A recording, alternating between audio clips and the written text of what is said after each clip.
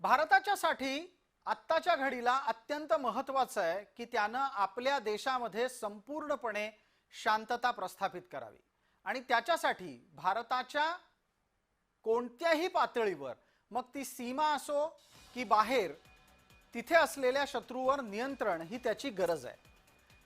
इथं शत्रू हा भारताला त्रास द्यायचा प्रयत्न करत असताना त्याचा चेहरा कसा आहे हे आम्ही आपल्याला दाखवतोय।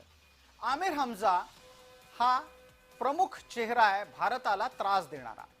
त्याच्यावर गोळीबार झाल्यापासून तो कोमात गेलाय। त्याच्या परतण्याची शक्यता तशी कमीच आहे, पण आमिर दुरावल्यानं त्यांच्या संघटनेला आता हादरा बसलाय। दहशतवादी कारवायांच्यासाठी हमजा पाकिस्तानला गरजेचा होता। त्याच्या अनुपस्थितीनं भारत विरोधी कारवायांना खीळ बसली आहे।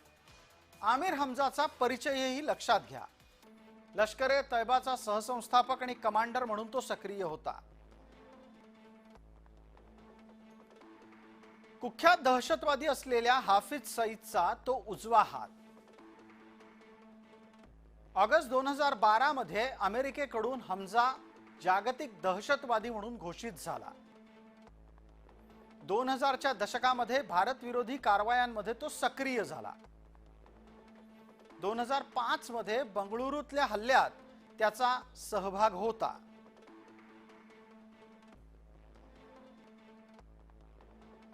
लष्कर-ए-तोयबाचा म्होरक्या हाफिज सईद हा भारतासाठी हाय व्हॅल्यू टार्गेट आहे आणि आज घडीला पाकिस्तानच्या लष्कराच्या आणि ISIच्या छत्रछायेखाली तो लाहोरमध्ये लपून बसलेला आहे।